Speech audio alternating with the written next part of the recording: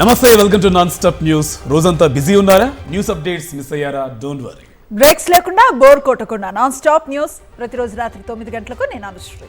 నేను కార్తిక్. తెలంగాణ శాసనసభలో రాష్ట్ర బడ్జెట్ ను ప్రవేశపెట్టారు ఆర్థిక మంత్రి భట్టి విక్రమార్క. తెలంగాణ పూర్తి స్థాయి బడ్జెట్ 2,91,191 కోట్ల రూపాయలు కాగా అందులో రెవెన్యూ వ్యయం 2,20,945 కోట్లు, మూలధన వ్యయం 33,487 కోట్ల రూపాయలు. బడ్జెట్ కేటాయింపుల్లో అత్యధికంగా సంక్షేమానికి ప్రాధాన్యత ఇచ్చారు. 40,000 కోట్ల రూపాయలను సంక్షేమానికి కేటాయించింది ప్రభుత్వం. అలాగే సాగునీటి పారుదల శాఖకు 26,000 కోట్లు, విద్యాశాఖకు 21,292 కోట్లు, ప్రజా పంపిణీకి 3,836 కోట్లు కేటాయించారు. ఆరోగ్యశ్రీ కింద వైద్య ఖర్చు మొత్తాన్ని 10 లక్షలకు పెంచామని తెలిపారు మంత్రి భట్టి విక్రమార్క. 2024-25 ఆర్థిక సంవత్సరానికి మొత్తం వ్యయం 2,91,159 కోట్ల రూపాయలు. రెవెన్యూ వ్యయం 2,20,945 కోట్లు, మూలధన వ్యయం 33,487 కోట్లుగా ప్రతిపాదిస్తున్నాను. ఇలా అరకొర రుణమాఫీలా కాకుండా రైతుకు నిజమైన మేలు జరగాలనే ఉద్దేశంతో మా ప్రభుత్వం ఒకేసారిగా 31,000 కోట్ల రుణమాఫీ చేయాలని సంకల్పించింది. డిసెంబర్ 12, 2018 సంవత్సరం నుండి డిసెంబర్ 9, 2023 వరకు ఉన్న రుణాలన్నింటికీ రుణమాఫీ వర్తింపచేస్తూ అత్యంత సాహసోపేతమైన నిర్ణయం తీసుకున్నాం. అసెంబ్లీలో బడ్జెట్పై కాంగ్రెస్ ప్రభుత్వాన్ని చీల్చి చెండాడుతామన్నారు ప్రతిపక్ష నేత కేసీఆర్. అన్ని వర్గాల్లో కాంగ్రెస్ ప్రభుత్వం మోసం చేసిందని ఆయన మండిపడ్డారు. అదో అర్భక ప్రభుత్వం అని విమర్శించారు కేసీఆర్. వృత్తి కార్మికులను వంచింది. ఒక్క పాలసీ, ఇండస్ట్రియల్ పాలసీ ఏమిటి? ఏమి లేదు. బట్టి గ్యాస్ ట్రాష్ వంచరంగా ఈస్మాన్ కలర్ లాగా చెప్పడం తప్ప, స్టోరీ టెల్లింగ్ లాగా ఉన్నది తప్ప బడ్జెట్ చెప్పినట్టు లేదు. రాష్ట్రంలో వ్యవసాయ పాలసీ ఏమిటి, పారిశ్రామిక పాలసీ ఏమిటి, ఐటీ పాలసీ ఏమిటి, ఇంకా ఇతర అనేక పాలసీలు, పేద వర్గాలకు సంబంధించిన పాలసీ ఏమిటి అనే దాని మీద ఏ ఒక్క దాని మీద కూడా గ్యాసు ట్రాషే తప్ప, చిల్లర మల్లర ప్లాట్ఫామ్ స్పీచ్ లాగా ఉంది తప్ప అది బడ్జెట్ ప్రసంగం లాగా లేదు. రాజకీయ సభలలో చెప్పినట్టు ఉంది తప్ప ఏ ఒక్క పాలసీని కూడా నిర్దిష్టంగా ఈ పనిని మేము ఎట్లా సాధిస్తాం, మా గోల్స్ ఇవి, మా టార్గెట్స్ ఇవి అనే పద్ధతి కానీ పద్దు కానీ లేదు. ఇది పేదల బడ్జెట్ కాదు, రైతుల బడ్జెట్ కాదు, యువల బడ్జెట్. విశ్లేషణలో రేపు మీకు తెలుస్తుంది. భవిష్యత్తులో బ్రహ్మాండంగా మేము దీన్నంతా కూడా చీల్చి చెండాడబోతాం. కేంద్ర బడ్జెట్ పై కేసీఆర్ ఎందుకు మాట్లాడలేదని విమర్శించారు మంత్రి పొన్నం ప్రభాకర్. బీజేపీతో దోస్తీకి కేసీఆర్ వ్యాఖ్యలే నిదర్శనమన్నారు. బడ్జెట్ పై ప్రతిపక్ష నేత ఆమోదం అవసరం లేదన్నారు మంత్రి పొన్నం. 7-8 నెలల ప్రభుత్వాన్ని శాపనార్థాలు పెట్టిపోతే 10 ఏళ్ళుగా మీరు ఒక్కసారి ఏలు పెట్టుకొని చూపెట్టుకొని గుండె మీద ఏం చేసినారు ఈ రాష్ట్రంలో కార్యక్రమాలు.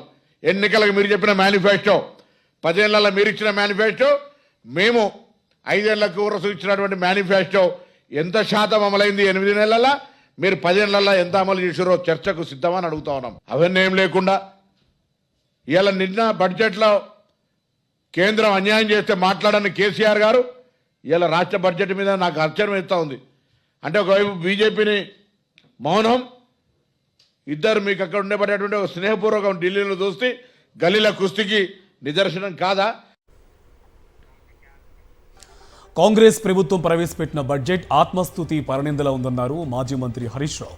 ఎన్నికల ముందు ఇచ్చిన 6 గ్యారంటీలు నీరుగార్చి కాంగ్రెస్ తన మేనిఫెస్టోను మర్చిపోయిందన్నారు.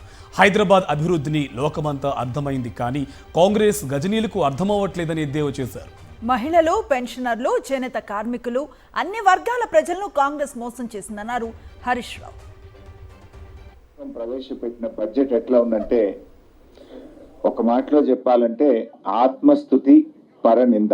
6 గ్యారంటీలు నీరుగారిపోయినాయి, సంక్షేమం సన్నగిల్లింది, అభివృద్ధి ఆగమ్య గోచరమైంది. గౌరవనీయులు ఉప ముఖ్యమంత్రి భట్టి విక్రమార్క గారు ప్రవేశపెట్టిన బడ్జెట్ అన్ని వర్గాలను కూడా తీవ్ర నిరాశపరిచిందని చెప్పుకోక తప్పదు.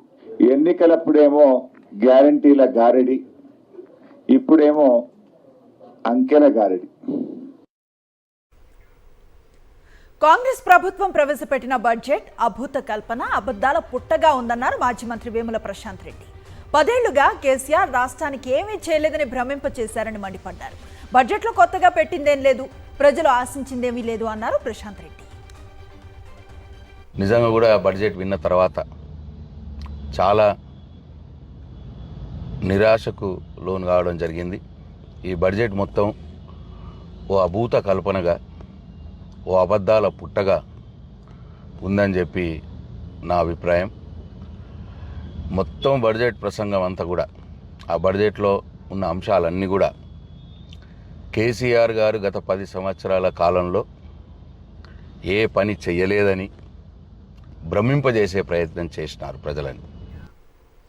కరీంనగర్ చేరుకున్న బీఆర్ఎస్ నేతల బృందం లోయర్ మానేరు డ్యాంను పరిశీలించింది. బీఆర్ఎస్ వర్కింగ్ ప్రెసిడెంట్ కేటీఆర్ వెంట మాజీ మంత్రులు సబితా ఇంద్రారెడ్డి, గంగుల కమలాకర్, మల్లారెడ్డి సహా పలువురు ఎమ్మెల్యేలు, ఎమ్మెల్సీలు వెళ్లారు.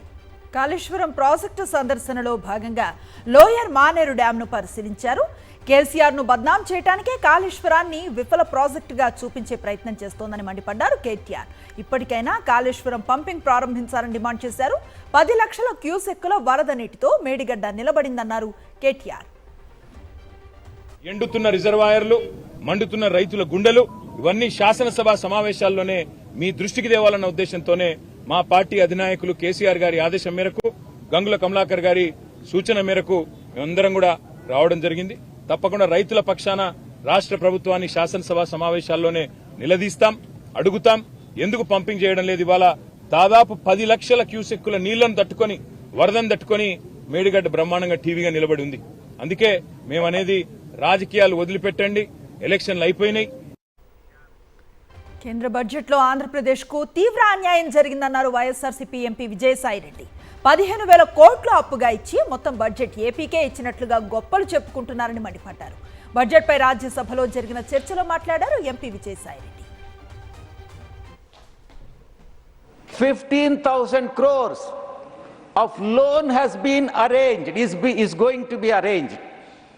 Loan, if whether the loan that is being arranged to the state can be treated as a grant, you kindly answer this question, sir.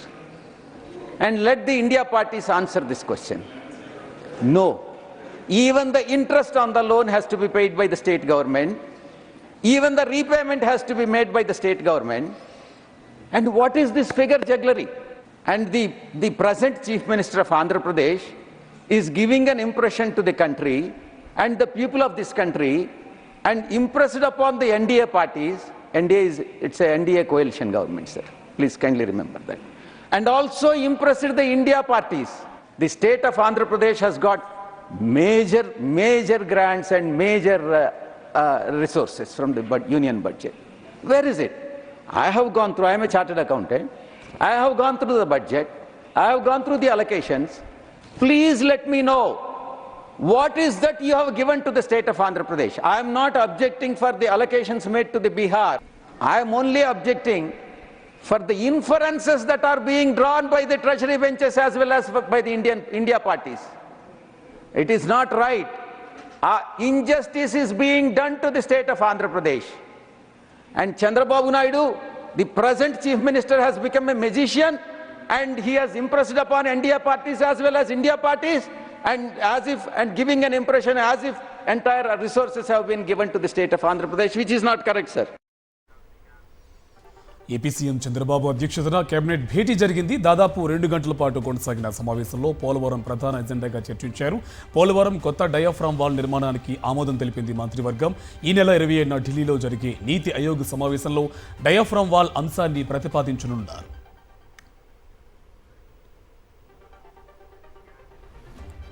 ఢిల్లీలో వైఎస్ఆర్సీపీ అధినేత వైఎస్ జగన్మోహన్ రెడ్డి ఆధ్వర్యంలో చేపట్టిన ధర్నా విజయవంతమైందని మాజీ మంత్రి మేరుగ నాగార్జున తెలిపారు. టీడీపీ ప్రభుత్వం ఏర్పడి 45 రోజులు కాకుండానే ఇన్ని అరాచకాలు జరిగాయని మండిపడ్డారు. ఏపీలో రాష్ట్రపతి పాలన అవసరమని ఢిల్లీలో నిరసన తెలిపితే అనేక పార్టీలు సంఘీభావాన్ని తెలిపాయన్నారు. రాష్ట్రంలో ప్రజలను చంద్రబాబు భయభ్రాంతులు గురి చేస్తున్నాడని ఆగ్రహం వ్యక్తం చేశారు మాజీ మంత్రి మేరుగ నాగార్జున.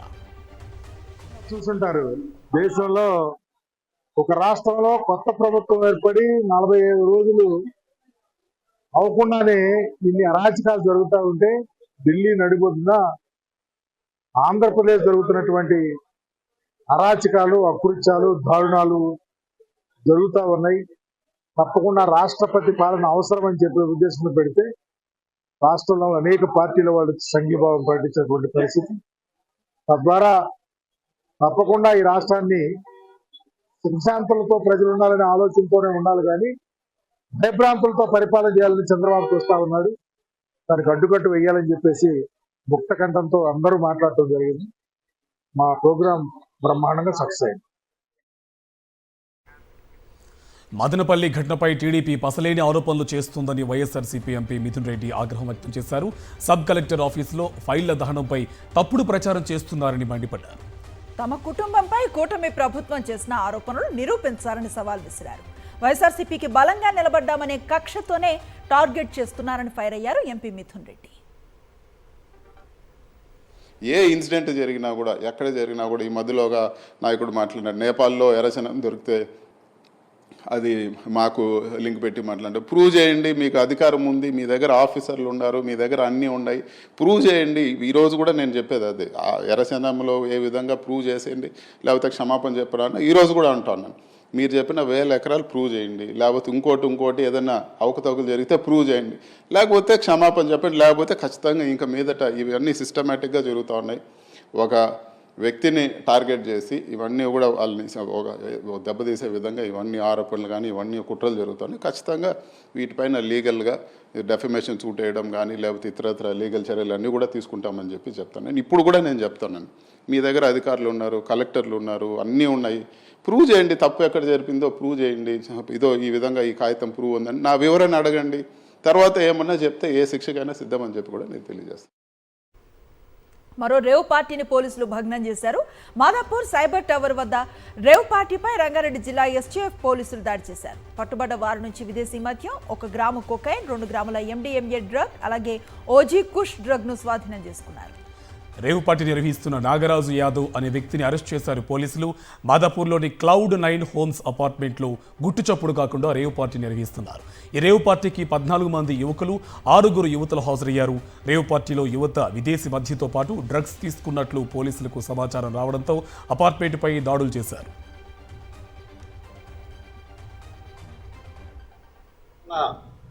పార్టీ నాగరాజు యాదవ్ అని ఒక బిజినెస్ పర్సన్, రియల్టర్. ఆయన యొక్క బర్త్డే పార్టీ సందర్భం అది. ఆ బర్త్డే పార్టీ సందర్భంలో ఆయన బ్రదర్ అయిన సాయి కుమార్ యాదవ్, తర్వాత చట్టి కిషోర్, ఇమాన్యుయల్, తర్వాత నితిన్ అనే వ్యక్తులు ఉన్నారు. వీళ్ళతో పాటు ఇంకొక 10 మంది దాకా వీళ్ళ ఫ్రెండ్స్, తర్వాత వీళ్ళ బంధువులు, వాళ్ళతో పాటు ఒక 6 అమ్మాయిలు, యువతులు కూడా ఆ పార్టీలో ఉన్నారు.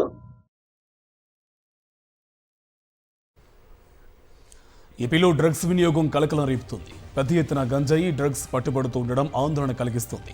గుంటూరు నగరంలో డ్రగ్స్ విక్రయిస్తున్న 2 పోలీసులు అదుపులోకి తీసుకున్నారు. వారి నుంచి 5 గ్రాముల MDMA డ్రగ్స్ స్వాధీనం చేసుకున్నారు. 2 బైక్లు, సెల్ ఫోన్లను పోలీసులు సీజ్ చేశారు. గత వారం రోజులుగా కురుస్తున్న వర్షాలకు ప్రాజెక్టులకు భారీగా నీరు వచ్చి చేరుతోంది. తెలుగు రాష్ట్రాల్లో వర్షాలతో పాటు ఎగువ నుంచి భారీగా వరద ప్రాజెక్టులోకి వచ్చి చేరుతోంది. ప్రాజెక్టులు నిండు కుండల్లాగా మారాయి. భారీగా ఇన్ఫ్లో ఉండటంతో లోతట్టు ప్రాంతాల ప్రజలను అప్రమత్తం చేస్తున్నారు అధికారులు. జురాల ప్రాజెక్టు నిండు కుండలా మారింది. మహారాష్ట్ర, కర్ణాటక నుంచి వస్తూ ఉన్న వరదతో జురాల ప్రాజెక్టుకు భారీగా వరద నీరు చేరుతూ ఉండటంతో 42 గేట్లు ఎత్తి నీటిని దిగువకు వదులుతున్నారు. జెన్కో అధికారులు 12 యూనిట్లలో నిరంతరాయంగా విద్యుత్ను ఉత్పత్తి చేస్తున్నారు. ఇటు కడం, తుంగభద్ర, ఎల్లంపల్లి ప్రాజెక్టుకు వరద ఉధృతి కొనసాగుతోంది. తూర్పుగోదావరి జిల్లా ధవళేశ్వరం ప్రాజెక్టు దగ్గర ఇదే పరిస్థితి. ధవళేశ్వరం కాటన్ బ్యారేజ్ నుంచి భారీగా వరద నీరు విడుదల కావడంతో గోదావరి లంక గ్రామాల్లో వరద ప్రవాహం పెరుగుతోంది. ఎగువ నుంచి వచ్చే ప్రవాహం తగ్గుతూ ఉన్నా 3 రోజుల పాటు ఏకధాటిగా కురిసిన వర్షాలు గోదావరి వరదతో లంక ప్రాంతాలు ముంపులో ఉన్నాయి. చాలా చోట్ల రాకపోకలకు తీవ్ర ఇబ్బందులు ఏర్పడుతున్నాయి. గండి పెదపూడి దగ్గర కాజ్వే కొట్టుకుపోవడంతో గంటి పెదపూడి లంక, అలాగే అరిగెలవారిపేట, బూరుగులంక గ్రామాలకు రాకపోకలు నిలిచిపోయాయి. బోటు వద్దకు వెళ్లడానికి కూడా అవకాశం లేకుండా వరద నీరు ముంచేస్తుంది.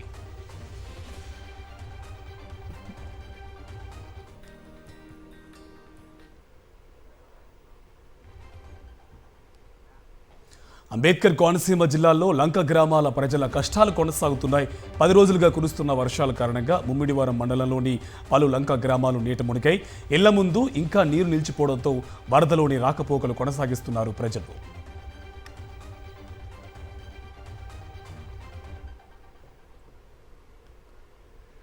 అంబేద్కర్ కోనసీమ జిల్లాలో వశిష్ట, వైనతేయ, వృధ గౌతమి నదులు పోటెత్తి ప్రవహిస్తున్నాయి. దీంతో లంక గ్రామాలు జల దిగ్బంధంలోనే చిక్కుకున్నాయి.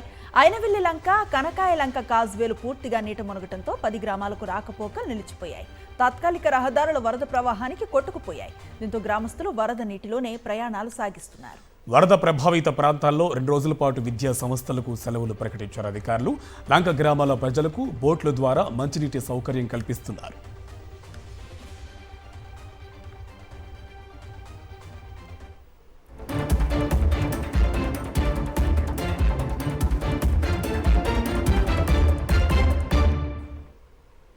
జాతీయ వార్తలు చూద్దాం. దేశ ఆర్థిక రాజధాని ముంబైని 2 రోజులుగా వర్షాలు వదలడం లేదు.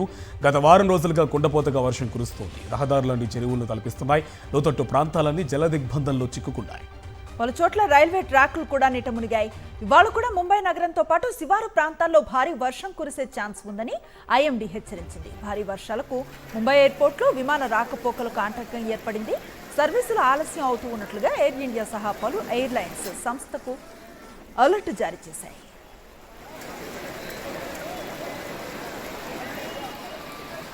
పశ్చిమ కనుమల్లో భారీ వర్షాలు బీభత్సాన్ని సృష్టిస్తున్నాయి. కుంభవృష్టికి పూణే, కొల్హాపూర్ జిల్లాల్లో జనజీవనం అస్తవ్యస్తంగా మారింది. ఎడతెరిపి లేని వానలకు పూణే పూర్తిగా నీట మునిగింది. రోడ్లు, కాలనీలు, అపార్ట్మెంట్ కాంప్లెక్స్లకు వరద ముంచెత్తింది. చాలా చోట్ల ఇళ్లలోకి నీళ్లు చేరి ప్రజలు తీవ్ర ఇబ్బందులు పడుతున్నారు. 3 విద్యుత్ షాక్కు గురయ్యారు. భారీ వర్షాల నేపథ్యంలో పూణే వ్యాప్తంగా స్కూల్స్, కాలేజీలకు సెలవులు ప్రకటించారు జిల్లా కలెక్టర్ సుహాస్. పర్యాటక ప్రదేశాలను మూసివేశారు. ఖడక్ వాసలా డ్యాంలో నీటి మట్టం పూర్తి సామర్థ్యానికి చేరడంతో ముధా నది పరివాహక ప్రాంతాల్లో నివసించేవారని అలర్ట్ చేశారు అధికారులు. Maharashtra deputy CM, Pune incharge మంత్రి అజిత్ పవార్ వరద పరిస్థితిని సమీక్షించారు. సహాయక చర్యలకు ఆర్మీని రంగంలోకి దించారు. పర్యాటక ప్రదేశం మనాలిని మెరుపు వరదలు ముంచెత్తాయి. కుంభవృష్టి కారణంగా అంజనీ మహాదేవ్ కాల్వ ఒక్కసారిగా ఉగ్ర రూపం దాల్చింది. ఆకస్మిక వరదలకు పాల్చన్, రూడా, కులంగ గ్రామాలు తీవ్రంగా ప్రభావితం అయ్యాయి. 2 ఇళ్లు కొట్టుకుపోయినట్లుగా అధికారులు తెలిపారు. కాల్వలోని భారీ బండరాలు మనాలి లేహ్ జాతీయ రహదారిపై ఉన్న వంతెన మీదకు కొట్టుకొచ్చాయి. దీంతో హైవే మూతపడింది. కేంద్రపాలిత ప్రాంతం లద్దాఖ్, దేశంలోని మిగిలిన ప్రదేశాలతో రాకపోకలు బంద్ అయిపోయాయి.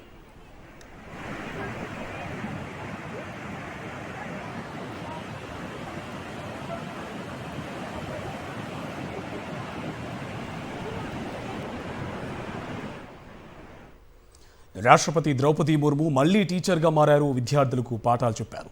దేశ ప్రథమ పౌరురాలుగా ద్రౌపది ముర్ము బాధ్యతలు చేపట్టి నేటికి సరిగ్గా 2 ఏళ్లైంది. ఈ సందర్భంగా ఆమె ప్రెసిడెంట్ ఎస్టేట్లోని డాక్టర్ రాజేంద్ర ప్రసాద్ కేంద్రీయ విద్యాలయాలకు వెళ్లారు. 9వ తరగతి స్టూడెంట్స్కు పాఠాలు బోధించారు. రాజకీయాల్లోకి రాకముందు స్కూల్ టీచర్గా సేవలు అందించారు రాష్ట్రపతి ద్రౌపది ముర్ము. वर्ल्ड में तो थोड़ा बहुत समस्याएं हैं, लेकिन सबसे बड़ा अभी के दौर में क्या हो सकता है बताइए, कौन हाथ उठाइए. మైసూర్ అర్బన్ డెవలప్మెంట్ అథారిటీ కుంభకోణం వ్యవహారం కర్ణాటక అసెంబ్లీని కుదిపేస్తోంది. ముడా స్కామ్పై చర్చించాలంటూ వరుసగా 2వ రోజు సభలో నిరసన చేపట్టాయి విపక్షాలు. సీఎం సిద్ధరామయ్య సమాధానం చెప్పాలని డిమాండ్ చేశాయి. ముడా, వాల్మీకి కుంభకోణంపై అసెంబ్లీలో చర్చకు ప్రభుత్వం అనుమతించకపోవడంతో విధాన సౌధుల రాత్రంతా ధర్నా నిర్వహించారు. బీజేపీ, జేడీఎస్ ఎమ్మెల్యేలు రాత్రి అసెంబ్లీలో నిద్రించారు. ముడా స్కామ్ ద్వారా సీఎం సిద్ధరామయ్య భార్య పార్లతీకి అనుచిత లబ్ధి చేకూరిందని ఆరోపిస్తున్నాయి విపక్షాలు. అయితే ఈ కేటాయింపులు బీజేపీ హయాంలో జరిగాయని ఎదురుదాడి చేస్తోంది కాంగ్రెస్.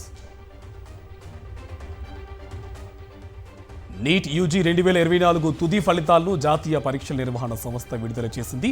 సుప్రీంకోర్టు ఇటీవల వెలువరించిన తీర్పు మేరకు సవరించిన ఫలితాలను ఎన్టీఏ రిలీజ్ చేసింది.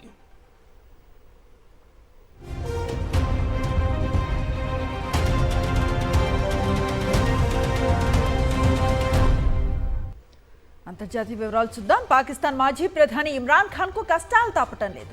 ఆయనకు మరో షాక్ తగిలేలా కనిపిస్తోంది. ఇమ్రాన్ ను మిలిటరీ కస్టడీకి తరలించే అవకాశం ఉంది. తనను సైన్యం కస్టడీకి అప్పగించకుండా అడ్డుకోవాలని కోరుతూ లాహోర్లో హైకోర్టులో పిటిషన్ వేశారు ఇమ్రాన్ ఖాన్. బిజినెస్ అప్డేట్స్ చూద్దాం. దేశీయ స్టాక్ మార్కెట్ సూచీలు స్వల్ప నష్టాల్లో ముగిశాయి. సెన్సెక్స్ 109 పాయింట్ల నష్టంతో 80,039 వద్ద స్థిరపడింది. నిఫ్టీ సైతం 7 పాయింట్ల నష్టంతో 24,406 వద్ద ముగిసింది.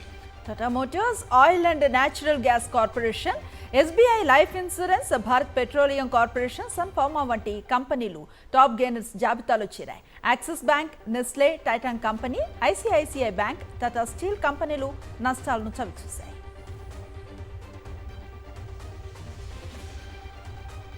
దేశవ్యాప్తంగా బంగారం ధరలు మరోసారి భారీగా దిగివచ్చాయి.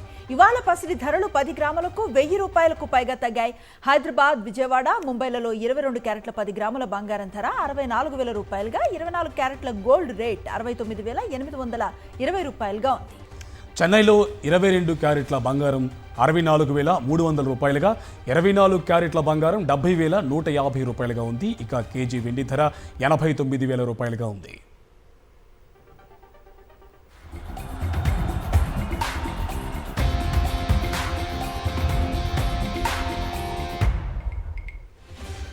స్పోర్ట్స్ అప్డేట్ చూద్దాం. ప్యారిస్ ఒలింపిక్స్ ఆర్చరీ పోటీలో భారత మహిళా ఆర్చరీ జట్టు శుభారంభం చేసింది.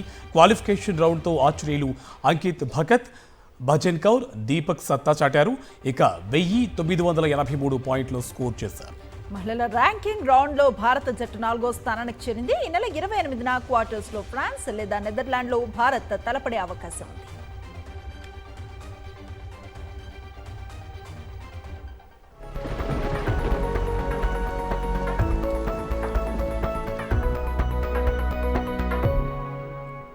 ఈ నెల 27వ తేదీన బంగాళాఖాతంలో ఏర్పడే అల్పపీడనంతో ఉత్తరాంధ్రలో భారీ వర్షాలు పడే అవకాశం ఉందని వాతావరణ శాఖ అధికారులు అంచనా వేస్తున్నారు.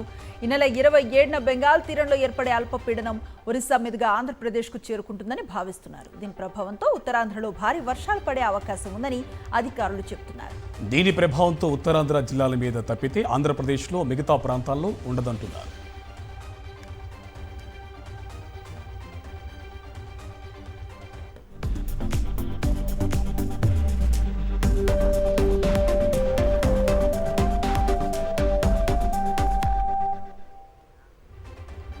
ఇప్పుడు సినిమా అప్డేట్స్ స్క్రీన్ 90లో చూద్దాం. కృష్ణసాయి మీనాక్షి జైస్వాల్ జంటగా నటిస్తున్న jewel theme movie teaser audio launch ఘనంగా జరిగింది. కంచర్ల ఉపేంద్ర బాలు హీరోగా నటిస్తున్న కంచర్ల సినిమా షూటింగ్ పూర్తయింది. ఈ మూవీ ఆగస్టులో రిలీజ్ కాబోతోంది. కల్కి 2898 AD మూవీ 1100 కోట్ల క్లబ్ లోకి అడుగుపెట్టింది. ఈ భారీ మల్టీస్టారర్ సినిమాకి నాగ్ అశ్విన్ డైరెక్టర్. ఆకాష్ పూరి పేరు మార్చుకున్నాడు. ఇక మీదట ఆకాష్ జగన్నాథ్ గా పిలిపించుకోబోతున్నాడు. పుట్టినరోజు సందర్భంగా పేరు మార్చుకుంటున్నట్టు ప్రకటన చేశాడు. ఖా సినిమాతో మొదటిసారి పాన్ ఇండియా ప్రయత్నం చేస్తున్నాడు యంగ్ హీరో కిరణ్ అబ్బవరం. ఇక ఈ మూవీకి ప్రపంచవ్యాప్తంగా 30 కోట్ల బిజినెస్ జరిగినట్టు సమాచారం. హాలీవుడ్ సినిమా డెడ్ పూల్ అండ్ వోల్వరైస్ మూవీకి Guinness Book of World Record లో చోటు దక్కింది. ఒక్క రోజులోనే 365 మిలియన్ వ్యూస్ నమోదు చేసి ఈ ఘనత సాధించింది. తమ్ముడు, రాబిన్ హుడ్ లాంటి సినిమాల్లో నటిస్తున్నాడు నితిన్. ఇక మరో 2 కొత్త కథలకి కూడా ఓకే చెప్పేశాడు నితిన్. మెగా ప్రిన్స్ వరుణ్ తేజ్ కొత్త సినిమాకు గ్రీన్ సిగ్నల్ ఇచ్చాడు. విక్రమ్ సిరికొండ డైరెక్షన్ లో సినిమా చేయబోతున్నాడు. మైత్రి మూవీ మేకర్స్ ఈ సినిమాను నిర్మించబోతోందట. రవితేజ, హరీష్ శంకర్ కాంబోలో రూపొందిన మిస్టర్ బచ్చన్ మూవీ నుండి రెప్పల్ డప్పుల్ అనే సాంగ్ రిలీజ్ అయింది. అయితే ఈ మూవీ ఆగస్టు 15న థియేటర్స్ లోకి రాబోతోంది. Jewel theme movie teaser audio launch ఘనంగా జరిగింది. కంచర్ల ఉపేంద్ర బాలు హీరోగా నటిస్తున్న కంచర్ల సినిమా షూటింగ్ పూర్తయింది. ఈ మూవీ ఆగస్టులో రిలీజ్ కాబోతోంది. కల్కి 2898 AD మూవీ 1100 కోట్ల క్లబ్ లోకి అడుగుపెట్టింది. ఈ భారీ మల్టీస్టారర్ సినిమాకి నాగ్ అశ్విన్ డైరెక్టర్. ఆకాష్ పూరి పేరు మార్చుకున్నాడు. ఇక మీదట ఆకాష్ జగన్నాథ్ గా పిలిపించుకోబోతున్నాడు. పుట్టినరోజు సందర్భంగా పేరు మార్చుకుంటున్నట్టు ప్రకటన చేశాడు. ఖా సినిమాతో మొదటిసారి పాన్ ఇండియా ప్రయత్నం చేస్తున్నాడు యంగ్ హీరో కిరణ్ అబ్బవరం. ఇక ఈ మూవీకి ప్రపంచవ్యాప్తంగా 30 కోట్ల బిజినెస్ జరిగినట్టు సమాచారం. హాలీవుడ్ సినిమా డెడ్ పూల్ అండ్ వోల్వరైస్ మూవీకి Guinness Book of World Record లో చోటు దక్కింది. ఒక్క రోజులోనే